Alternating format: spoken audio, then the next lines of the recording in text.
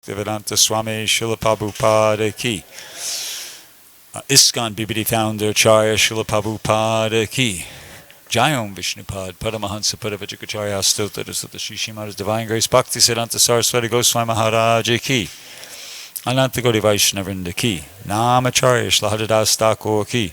Prem Sakaho Shri Krishna Chaitanya Prabhu Nityananda Shri Advaita Gadadhar Shivasadi Gaura Bhakta Vrinda ki. Shri Shri Radha Krishna Gopinath Shamakunda Radhakunda Giri Gopadan ki.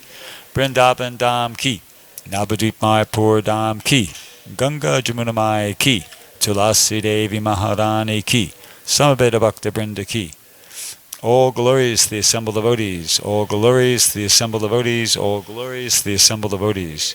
All glories to Sri Sri Guru and Gauranga, all glories to Srila Prabhupada.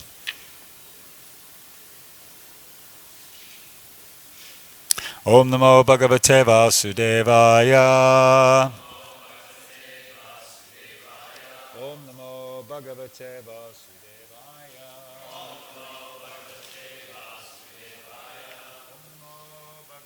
Vasudevaya.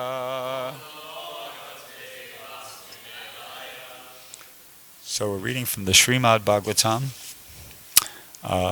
first canto, chapter 9, text 33. And let's see. Could somebody hand me a Bhagavad Gita off the shelf, hardcover Bhagavad Gita?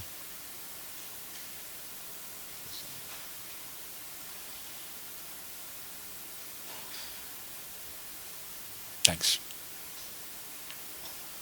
Okay. Tribhuvana. Kamanam. Tamalavarnam. Ravikara. Gora. Varambaram. Dharane. Bapu. Alakakula Avrita.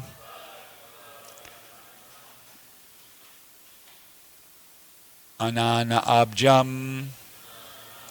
Vijaya Sake. Rati Astu. Me. Anabhadya. Tribhuvana Kamanam Tam Alavarnam.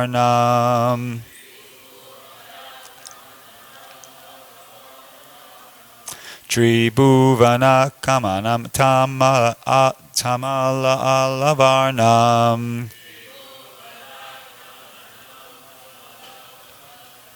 Ravikara Goravara Ambaram Dadane. Vapur alaka kula avrita ananabjam.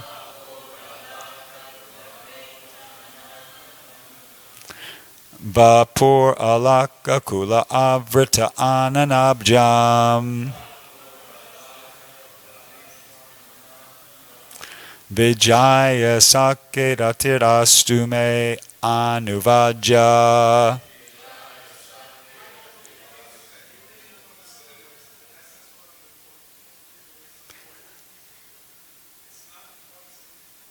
Well, what is it?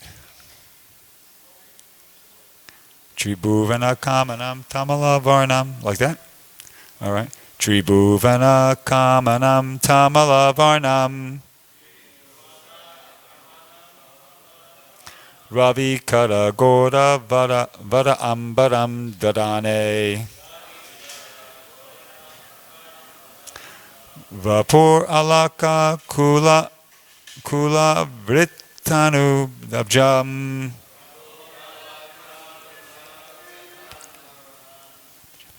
Vijaya Sakera Tir Astu Main Anvadya. Either way, it seemed pretty awkward. That's why I played around with this for about 20 minutes trying to figure out which one it was, and the Brahma Samhita seemed to work better, but okay, we could do this one. Tribhuvana Kamanam Tamalavarnam. Ravikara Gora Vara Ambaram Dadane. Go ahead. Okay. Ravi Karagora Varam Varam Dadane. Vapur Alaka Kula Vrittanan Bajam. Vijaya Shakera Tirastu Main Vana. Others.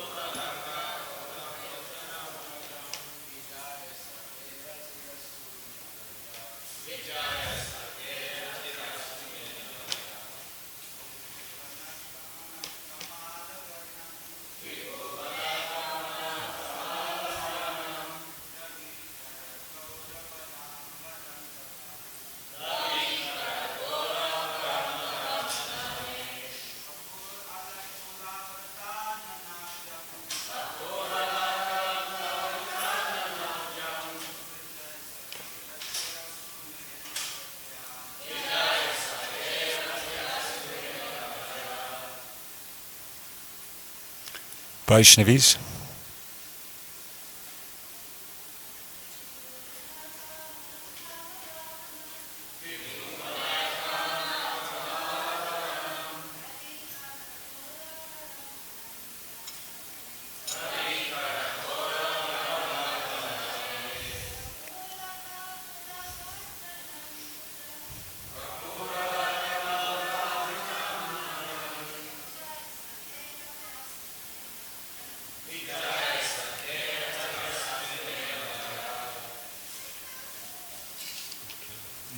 Tribhuvana.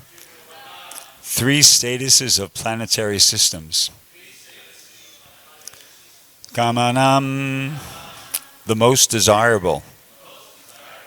Tamalavarnam, bluish like the tamal tree.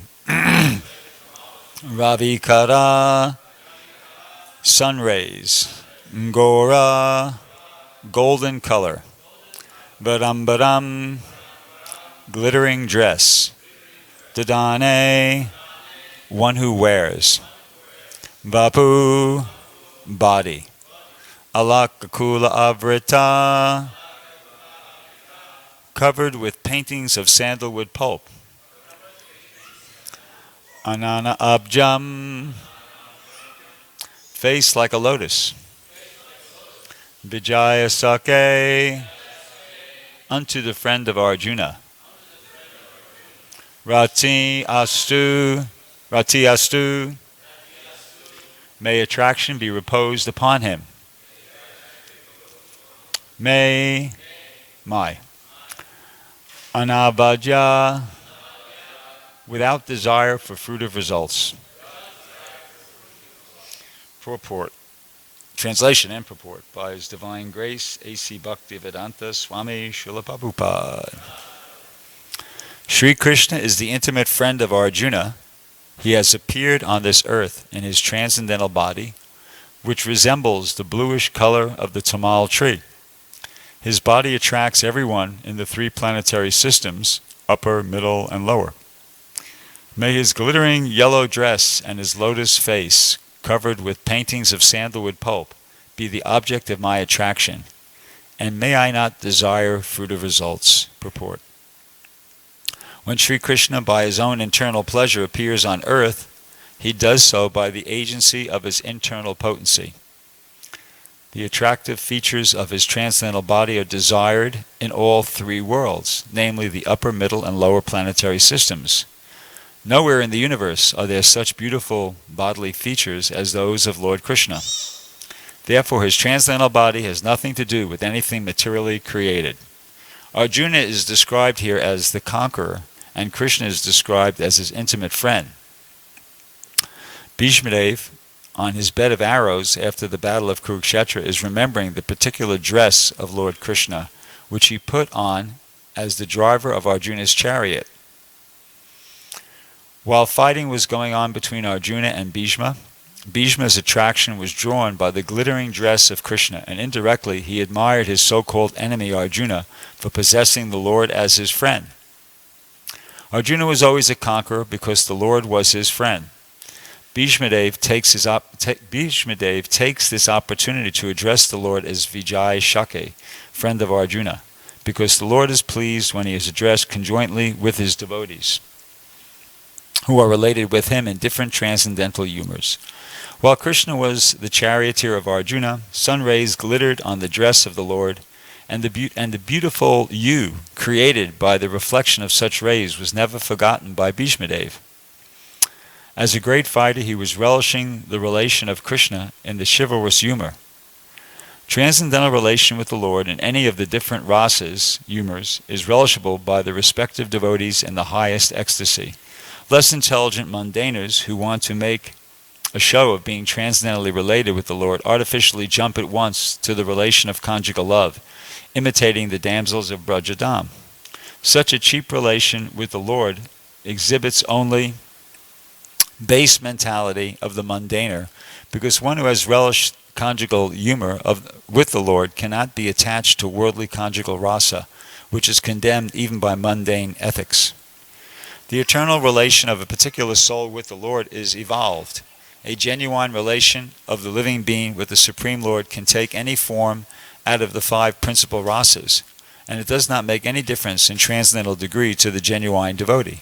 Bhishmadev is a concrete example of this, and it should be carefully observed how the great general is transcendentally related with the Lord. Om Ganat Timanam Dasya Jananjana Shalakaya Chakshuran Militam Yena Tasmai Shri Gurave Namaha Shri Chaitanya Manobishtam Stapitam Yena Bhutale Swayam Rupakaramayam Dadati Swaparantikam. So,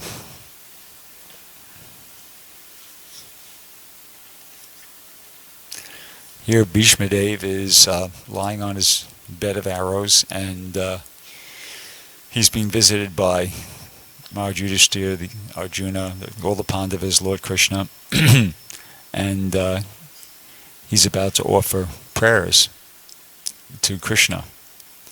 And this is the second of 20 prayers.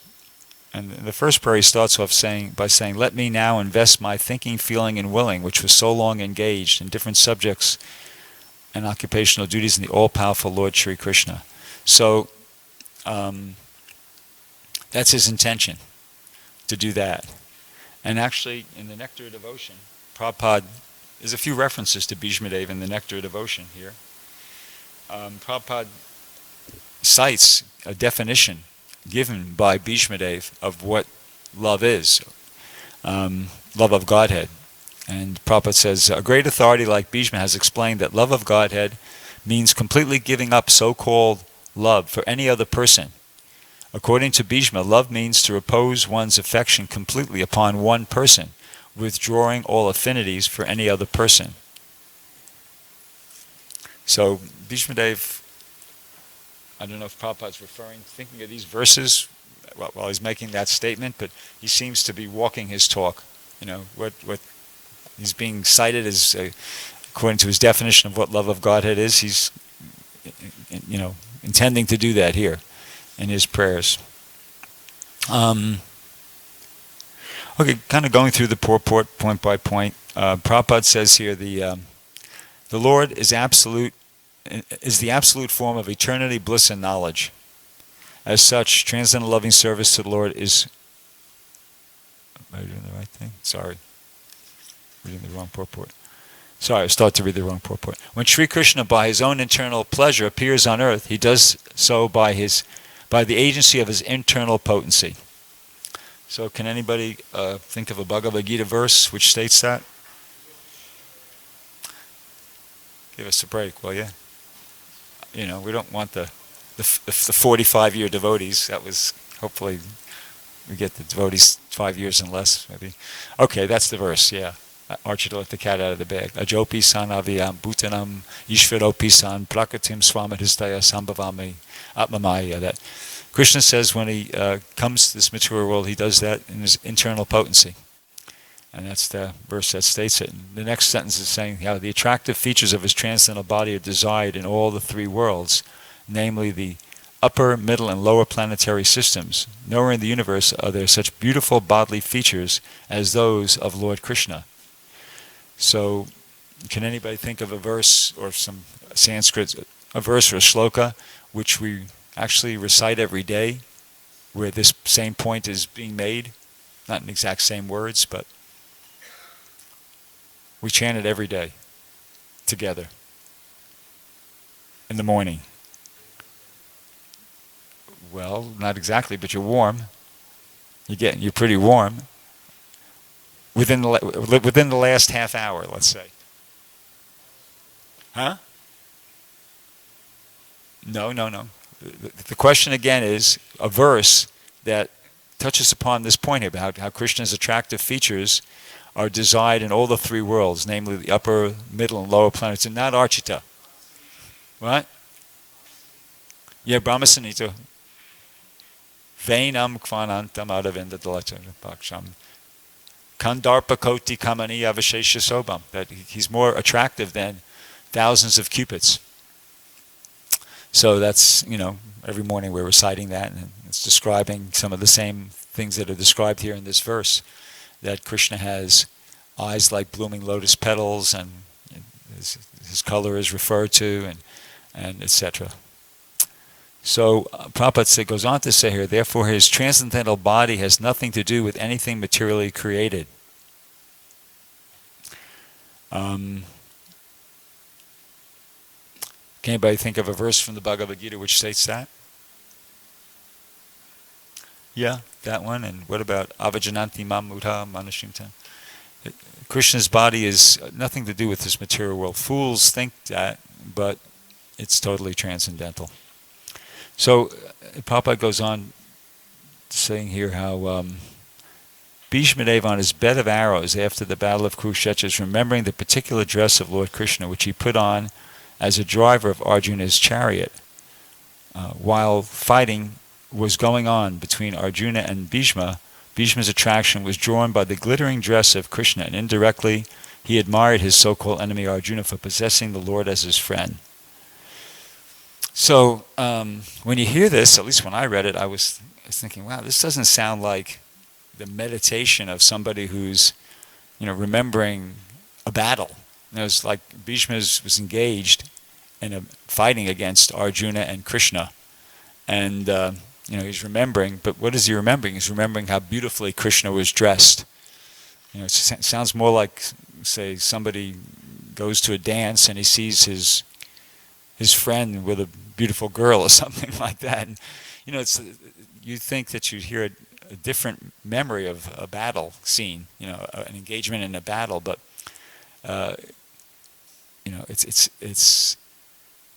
it's kind of something that's difficult to understand. And there's a nice verse in the prayers of Queen Kunti, Maya Jivani Kachanam Agyanat Hokshajam Avyayam Lakshase Mudadrisam Nato Natadara Yata. That Queen Kunti is explaining that Krishna comes and he plays like a dramatic actor. So these are pastimes. These are, it's this rasa. It's hard to understand what on the surface what's really going on. If somebody was watching Bhishma Dev fighting with Arjuna and Krishna, they wouldn't, just from looking at it, you wouldn't think that there's a loving relationship going on there, but that's what's happening. There's a verse in the 4th chapter of the Bhagavad Gita,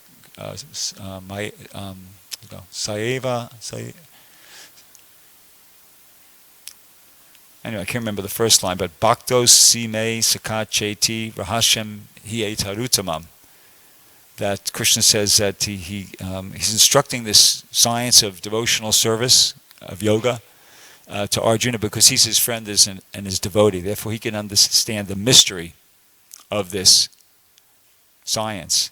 So it's a mystery. It's a mystery what's going on between the Lord and his devotees. And Krishna is like, as stated there, it's a drama. As Queen Kunti stated, it's a drama. And it's really something that's can't be understood, by the mundaners. It could be understood by devotees when it's revealed to them, when Krishna is pleased by their devotional service. Going on here.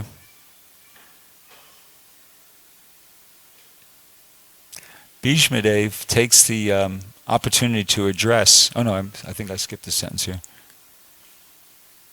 Bhishma's attraction was drawn by the glittering dress of Krishna, and indirectly admired his so-called enemy Arjuna for possessing the Lord as his friend. Arjuna is always a conqueror because the Lord was his friend. Anybody think of a Bhagavad Gita verse which sort of says that, describes that, how Arjuna is always a conqueror because the Lord was his friend? 18 chapter. Text 78. Anybody know that one? Okay, go ahead. Yeah. What's the translation? Go ahead. You might as well.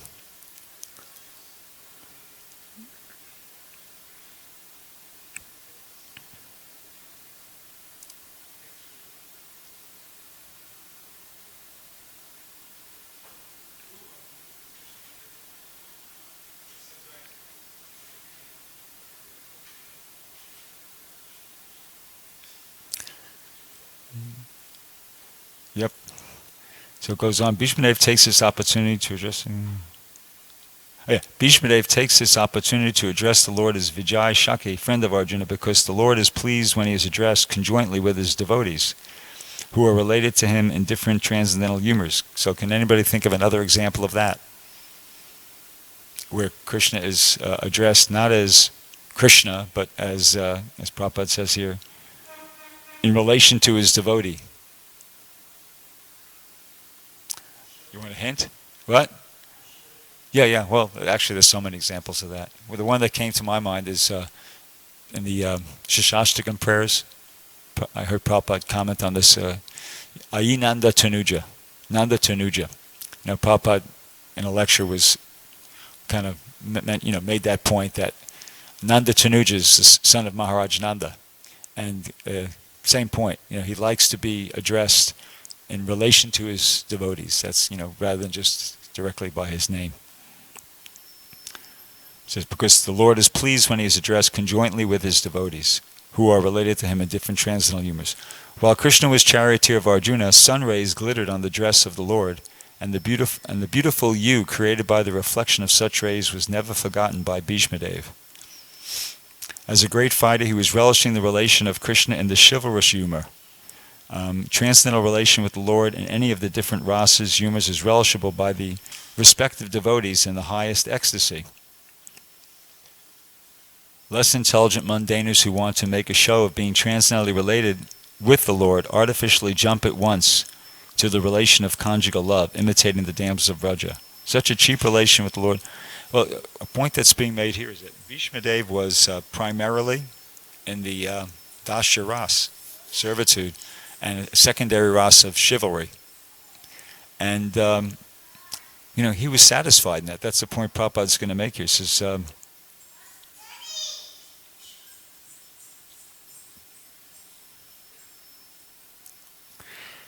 the eternal relation of a particular soul with the Lord is evolved. The genuine relation of the living being with the Supreme Lord can take any form out of the principal rasa. So his principal rasa actually was servitude, and it does not make any difference in the transcendental degree to the genuine devotee. Bhishmadev is a concrete example of this, and it should be carefully observed how the great general is transcendently related with the Lord. So in other words, he's not trying to, he's not dissatisfied with being in the dasharas, with this secondary rasa of chivalry. That's his perfection. And Prabhupada he's warning against imitating, jumping at once to higher rasas without any qualification. That's sahajya. And if one does that, then it's not appreciated. It's rasa. It's not appreciated by Krishna, and it's actually offensive. Like, you can't imitate the behavior of the gopis, or you can't. Like Chaitanya Lila, there was this one very intimate associate of Lord Chaitanya, Damodar Pandit, who used to criticize Lord Chaitanya, and he could kind of get away with it to a certain extent, but you have to have that relationship. If one of the ordinary devotees would try to do that, forget it. They would, they'd be way out of line. So that's an important point, that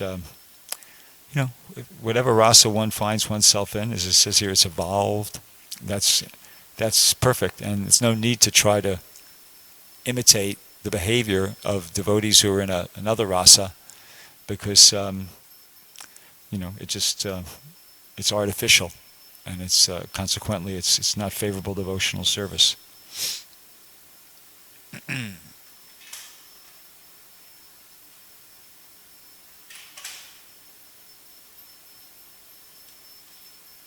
Anyway, I'm going to stop there. Anybody have any questions? Yeah.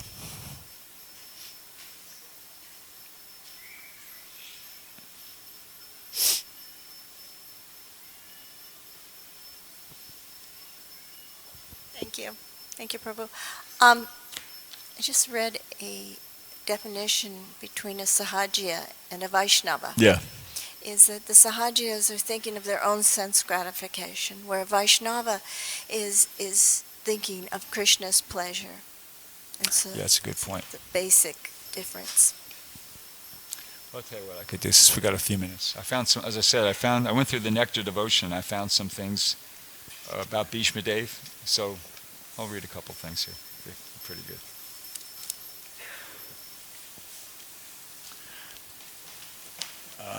So this is on from the chapter Krishna's qualities of Krishna further explained. It says here, Krishna's compassion was also, this is the quality of compassion.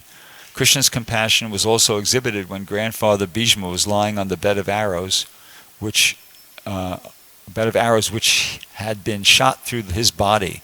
While lying in this position, Bhishma was very anxious to see Krishna, and thus Krishna appeared there. Upon seeing the pitiable condition of Bhishma, Krishna began speaking with tears in his eyes. Not only was he shedding tears, but also he forgot himself in his compassion. Anyway, that's a good point. Notice how Krishna's not, they're in a conflict, right? They're fighting, but Krishna doesn't become Bhishma's enemy, and Bhishma hasn't become Krishna's enemy. Krishna. We're not hearing that Krishna is saying, "Okay, Bhishma, you're lying there on the bed of arrows. Serves you right." No, he's sad about the whole thing. They haven't, despite the fact that superficially it seems like they're inimical. They haven't lost the plot. Bhishma Dev hasn't lost his affection for his great devotee. Krishna hasn't lost his affection for his great devotee Bhishma Dev, and nor is Bhishma Dev, obviously from his prayers, he's thinking in any other way but reverential devotion towards Krishna, despite the fact that superficially they're enemies there on the battlefield. You want to say something? Yeah. Hare Krishna, thank you for a nice class. Actually, we were supposed to start reading Krishna book today, but I forgot to remind you. But anyway, this is an important verse, and the point that Nagapatni Mataji brought up about Sahajya, Prabhupada actually used a more on more occasions a different definition of sahaja. The definition they used was that they take things cheaply. In other words, they want the goal of Krishna Prema, which is should be driving us. We all want Krishna Prema. But we have accepted that you have to go through the sadhana process and take it seriously. Whereas the sahaja doesn't. They just think Krishna Prema is the goal, and all I have to do is pretend that I'm on that platform, and then everything is okay. So that's taking it cheaply, and that's referred to in today's purport also. Yeah. That because they take things cheaply, they want the highest rasa. Me be a tree in Vrindavan, or water, or even a cow? No, I have to be a gopi. And so Prabhupada said, yes, if you take that to the logical conclusion, then you want to be Radharani. Why just be an ordinary gopi? Let me be Radharani. So this is the business of the sahaja. They take things very cheaply. So we have to guard against that, because sometimes in Krishna consciousness, even though we're on the path, we can develop that mentality that I want to get to the goal, but I can't be bothered to go through the sadhana process strictly. I'll just award myself Krishna Prema prematurely. Mm-hmm. So we have to be careful of that. Okay. I'll read one last thing from the Nectar Devotion. That's all there is. This is a statement that Bhishmadev apparently made to Kripacharya, who is one of the other commanders-in-chief, along with Dronacharya. So he says, "My dear Kripacharya, just see the wonderful causeless mercy of Lord Krishna. I am most unfortunate. I have no qualifications. I was opposing Krishna's most intimate friend Arjuna. I even tried to kill him. I have so many disqualifications, and yet the Lord is still so kind that he has come to see me at the last point of my life. He is worshipable by all great sages, but still he is so merciful that he has come to see an abominable person like me." So that's a statement. I don't know where it's from, but Prabhupada's quoting it here in the Nectar Devotion. So I guess it's bona fide. Probably originally from the Mahabharata or something like that. Okay, so we can stop there. Grantaraj Srimad Bhagavatam ki jai, Srila Prabhupada ki jai.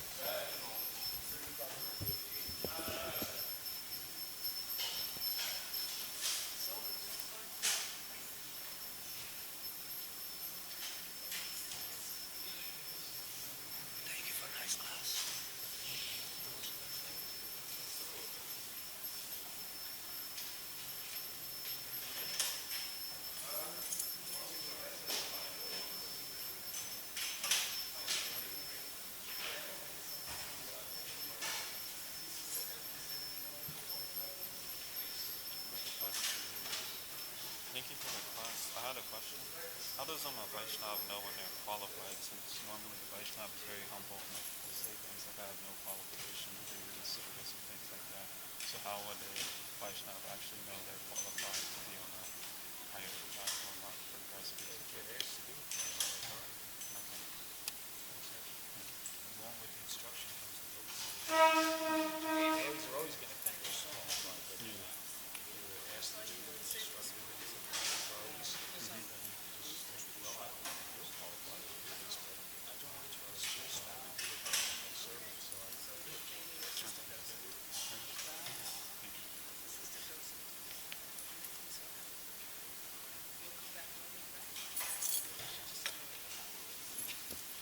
Can I ask you a question? This is maybe kind of far-reaching. Prabhupada's commentary when he says that the soul, the role of the jiva, seva, evolves, is that at all addressing whether or not the shrup is fixed, or is that a different topic?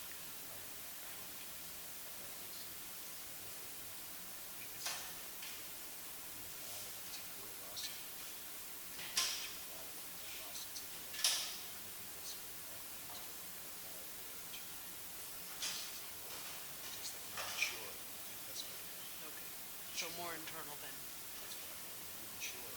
All